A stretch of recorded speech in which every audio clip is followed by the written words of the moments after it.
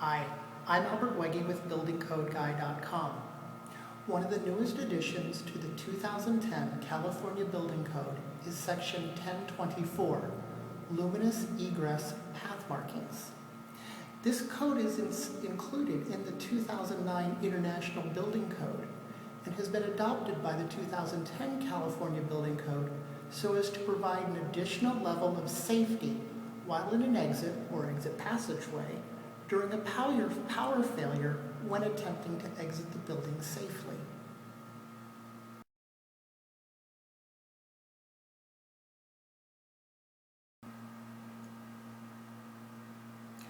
Luminous egress path markings are required for type assembly, business, mercantile, institutional, and residential type R1 occupancies, where you have occupied floors in excess of 75 feet from the lowest point of the fire department vehicle access, typically street level.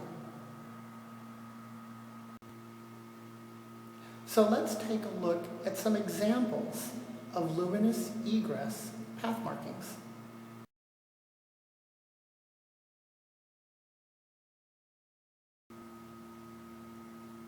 Luminous egress path markings, as shown here on a stair tread, is 1 inch minimum to 2 inches maximum, and shall be placed no more than 1/2 inch from the leading horizontal edge of each tread and riser. At handrail and handrail extensions, a luminous stripe is to be applied in a continuous manner with a maximum width of 1 inch along the top surface of the handrail for the entire length, including extensions, returns, and newel posts.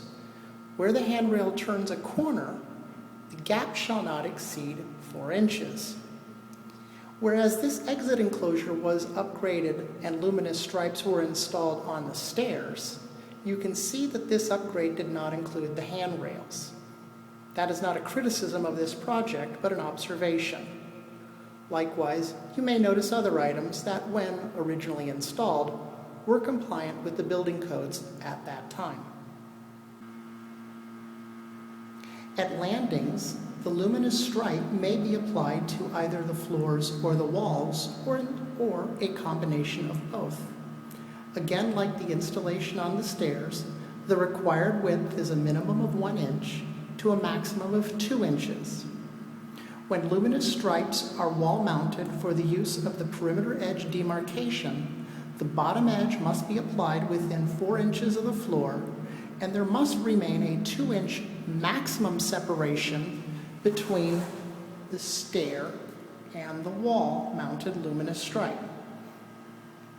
Again, this was a renovation project that does not fully comply with this aspect of the code, but it does provide the intent.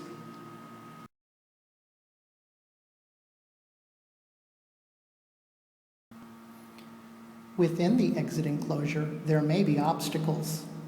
Obstacles at or below 6.5 feet in height or project more than 4 inches into the egress path shall be outlined with marking tape of a 45-degree alternating pattern of dark and luminous patterns of no less than 1 inch and no more than 2 inches in width.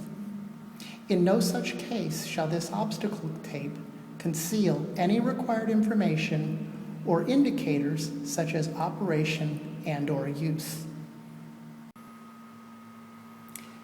There are some entities who prefer to use the obstacle tape on the floor so as to provide a warning to the occupants of an impeding obstacle.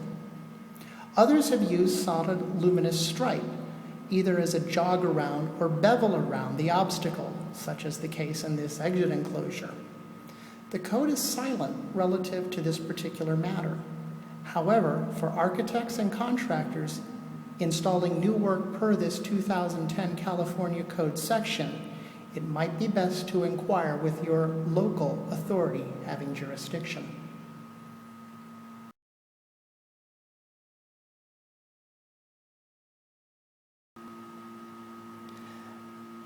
The doors within an exit enclosure are also to be marked accordingly.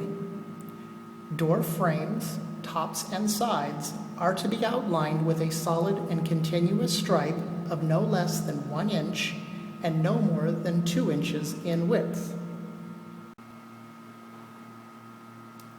Door hardware is to be marked with a minimum 16 square inch of luminous material, either directly behind or immediately adjacent to the door handle or escutcheon.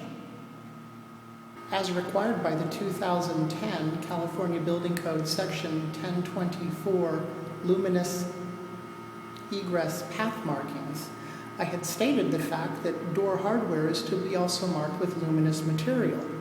Where panic bars are used, a minimum of 1 inch luminous material is to be installed along the entire length of the bar or touchpad. Unfortunately, the door leading to this exit discharge does not use luminous material on this bar. Within the exit enclosure, we are also required to install emergency exit symbols. These are the running man exit signs as per NFPA 170. These signs are to be a minimum of 4 inches in height and are to be installed no more than 18 inches from the finished floor to the top of the sign. And as we zoom in, you can see we're at the 18 inches. It seems to be a little more like 4.5 inches, but we're still good.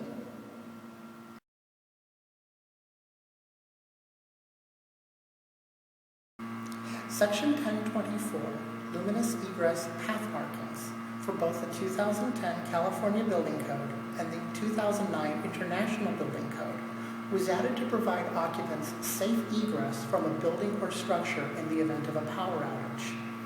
While emergency egress lighting is typically required in exit enclosures in the event of a failure, the Luminous Egress Path Markings provides yet another layer of security and safety to protect building occupants. Should you have any comments or questions about this video, please contact us at www.buildingcodeguy.com. I'm Albert Wegge, and thank you for your time.